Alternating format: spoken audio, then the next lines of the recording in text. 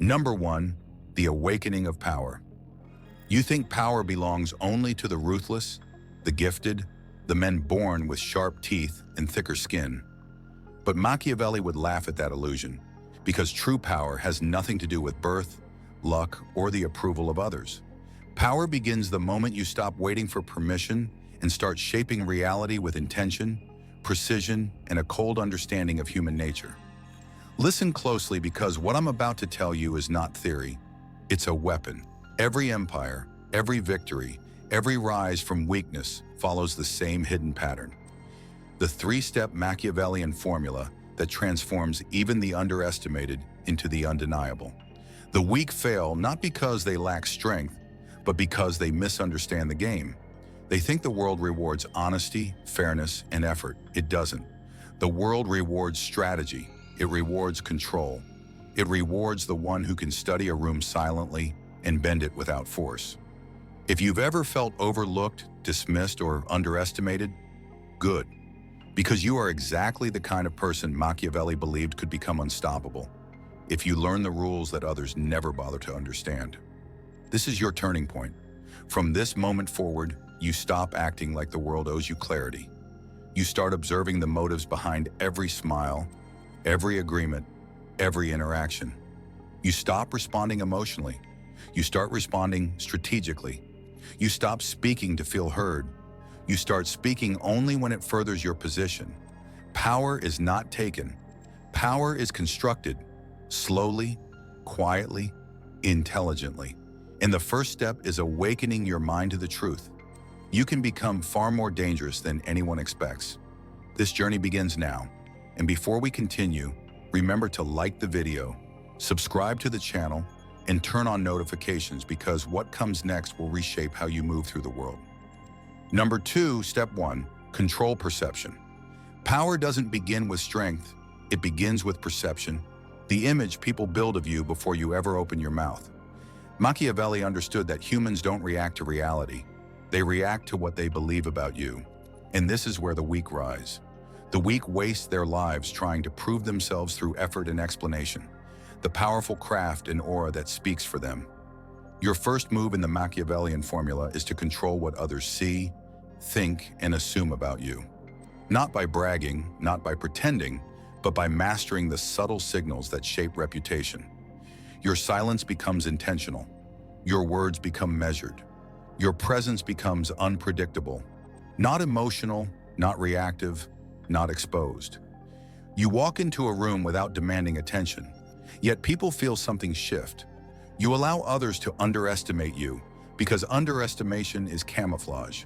You allow rumors to float, because ambiguity is leverage. You show restraint when others explode, because emotional control is the first proof of inner power. Understand something. Humans fear what they cannot read. They respect what they cannot influence. They admire what they cannot shake. When you control perception, you control the battlefield before a single move is made. Let others reveal their fears, their motives, their insecurities. You reveal nothing. Let them rush to speak. You observe. Let them try to impress. You remain unmoved. Slowly, they begin to orbit around the mystery you construct. And from that moment, the power dynamic shifts. You are no longer the weak one. You are the unpredictable force they cannot categorize. This is step 1. Build a presence that bends the air around you. Become the question no one can answer. Become the silence no one can decipher. And before we move to the next stage of this transformation, make sure you like, subscribe, and turn on notifications. Because the second step is where real influence begins. Number 3, step 2, master strategic influence. Once perception is under your command, the second step of Machiavelli's formula begins. Strategic influence, the art of guiding people without them realizing they're being guided. Weak individuals try to force outcomes, beg for respect, or demand loyalty. The powerful engineer environments where others choose the path that benefits them, believing it was their own idea. Influence is not manipulation through chaos. It is precision through psychology. You study what people crave: validation, certainty, advantage, belonging, and you control those currencies with discipline. You give small doses, never the whole supply. You learn to speak in a way that seeds thoughts rather than imposes them. You listen far more than you talk, because information is the backbone of power.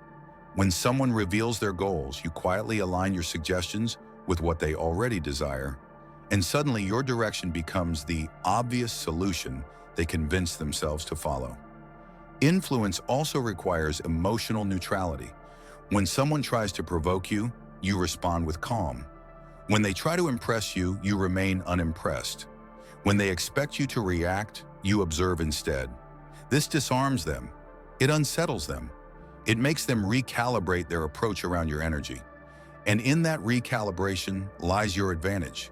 Remember, people are not moved by logic. They are moved by need. Become the supplier of what they need, and you gain influence over what they do. But you must never become predictable. Influence thrives on timing. Speak when silence has built weight. Act when hesitation creates openings.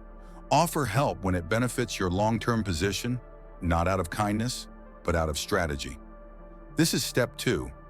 Shape the choices of others without ever appearing responsible for the outcome. A true Machiavellian never pushes, he positions. And before we move to the final step, make sure you like, subscribe, and turn on notifications. Because step 3 is where power becomes irreversible. Number 4, step 3, turn power into permanence. The final step of Machiavelli's formula is turning power into permanence. Because momentary power is an accident, but lasting power is architecture. Weak people rise for a moment and collapse because they never build a foundation strong enough to survive pressure, envy, betrayal, or shifting circumstances. Real power is not about winning once. It's about becoming the kind of force that remains standing when everyone else has exhausted themselves. And permanence begins with one principle: control your dependencies. Never rely on a single person, a single source of validation, a single opportunity. Diversify your alliances. Cultivate skills that make you valuable in multiple environments. Make sure you can walk away from anything without losing everything. Permanence also demands that you protect your mind from corruption, because the moment you start believing your own image, you become vulnerable. Stay aware, stay calculating, stay rooted in observation. The powerful do not drown in emotion, attention, or ambition. They use each one as a tool, not an identity. Then comes the second layer of permanence. Remove liabilities quietly. Distance yourself from people who drain your energy, challenge your focus, or pull you into chaos. You don't confront them. You don't expose them. You simply step back until their access to you evaporates. Silence is a cleaner cut than conflict. And the final layer, adapt faster than others. Environments change, motivations shift, dynamics evolve. The weak resist change. The powerful anticipate it. They pivot before the rest notice the ground moving. This ability, silent adaptation, is what keeps you untouchable. Because when you move with precision while others move with hesitation, you become the constant they can't destabilize. This is step 3. Fortify your power so thoroughly that removing you becomes impossible. And before we advance to the next stage of this transformation, remember to like, subscribe, and turn on notifications. Because what comes next will sharpen your mindset even further. Number 5, the psychology of the untouchable. Power grows fastest in the mind, long before it ever appears in your actions. And this is where most people fail. They want authority without discipline, dominance without restraint, respect without proving they can withstand pressure. To become untouchable, you must forge a psychology that no insult, no betrayal, no disappointment can penetrate. This is not about being emotionless. It's about mastering the gap between what you feel and what you show. Weak people react instantly, exposing their fears, their insecurity, their desperation for approval. The powerful respond slowly, deliberately, with a calm that unsettles everyone around them. Your mind must become a fortress, quiet inside, unshaken outside. When someone challenges you, you analyze their motive rather than their tone. When someone flatters you, you question what they want rather than soaking in the praise. When someone betrays you, you learn the lesson without allowing the wound to define you. An untouchable mind treats every interaction as information, not injury. And the cornerstone of this mindset is self-reliance. Not isolation, but independence. Your confidence can't come from validation, compliments, or social approval. It must come from your preparation, your competence, your clarity of purpose. Because when you no longer crave permission, the world loses its power to limit you. People sense this. They feel your inner stability. They adjust their behavior around it, often without realizing why. You become the calm presence in chaos, the steady force in confusion, the one everyone watches because nothing seems to shake you. This psychological gravity is what elevates you from being merely respected to quietly feared. Not through aggression, but through a level of control that others can't match. This is how the untouchable mind is built. And before we move to the next stage, make sure you like, subscribe, and turn on notifications. Because Section 6 goes even deeper. Number 6, the art of silent positioning. Powerful individuals don't win by shouting, demanding, or forcing outcomes. They win through the silent positioning, a Machiavellian art that allows you to gain advantage without noise, without threat, without exposing your strategy. The weak compete loudly, the powerful reposition quietly. Silent positioning means you place yourself where opportunity naturally flows toward you, while others exhaust themselves chasing it. You build leverage before you need it. You cultivate alliances before you use them. You gather information before you act. You make yourself valuable in ways that are not immediately obvious, but impossible to replace. This is how you rise without asking, without begging, without convincing. People begin to rely on you, even if they don't fully understand why. And when they rely on you, they cannot remove you. The key is subtle influence, not controlling people directly, but controlling the conditions around them. When someone expects you to argue, you stay calm. When they expect you to chase, you step back. When they expect desperation, you show indifference. These micro moves shift the psychological terrain, placing you in the stronger position every time. Silent positioning also demands that you conserve your energy. Not every battle deserves your presence. Not every invitation deserves your attention. The powerful know when to engage and when to stay invisible. They know how to let others reveal their weaknesses first. They know how to wait for the perfect moment, then strike with precision. Understand this truth. The most dangerous person in any room is the one who sees everything, says little, and acts only when it matters. That is silent positioning, power earned without noise, authority built without announcement. And before we move to Section 7, make sure you like, subscribe, and turn on notifications. Because the next part sharpens your ability to dominate any environment. Number 7, dominating social dynamics without speaking. True power in any environment, work, family, society, or conflict, belongs to the one who can dominate the room without speaking. Because influence rooted in presence is stronger than influence rooted in words. Weak people rely on explanations, arguments, and emotional displays. The powerful rely on posture, timing, and the psychological weight of their silence. When you enter a space, your first weapon is observation. You scan the hierarchy, who seeks approval, who fears judgment, who craves control, who hides insecurity. While others rush to speak, you calculate. While they try to impress, you analyze their patterns. Your silence becomes an interrogation. It exposes their motives faster than any question could. People start to second-guess themselves under your gaze because silence puts pressure on the mind. It forces them to reveal more than they intended. Domination without speaking also requires emotional invisibility. You don't show excitement too quickly because excitement is vulnerability. You don't show anger too quickly because anger gives direction to your enemy. You don't show fear at all because fear makes you readable. You maintain a composed neutrality that gives nothing away. And in that emptiness, people project their own assumptions, desires, and insecurities onto you. Some will respect you, some will fear you, but none will understand you. And that misunderstanding is where your power grows. When you finally choose to speak, your words strike harder because they are rare, calculated, and heavy with intention. Every sentence becomes a command. Every opinion becomes a directive. Every suggestion becomes a decision others follow without realizing it. This is how you dominate social dynamics, not through noise, but through controlled presence, controlled silence, and controlled timing. And before we move to section 8, remember to like, subscribe, and turn on notifications. Because the next part reshapes how you handle enemies and hidden threats. Number 8, handling enemies with cold precision. Powerful people do not fear enemies, they use them. Weak individuals panic when opposition appears. They react, they lash out, they expose themselves. But Machiavellian strategy teaches the opposite. Enemies are instruments, indicators, and opportunities. Your goal is never to destroy an enemy impulsively. Your goal is to understand their motive, predict their moves, and decide whether they are more useful alive than defeated. The first rule is emotional detachment. Never let an enemy pull you into anger, because anger clouds your vision. Instead, study them like a puzzle. Their aggression reveals their weakness.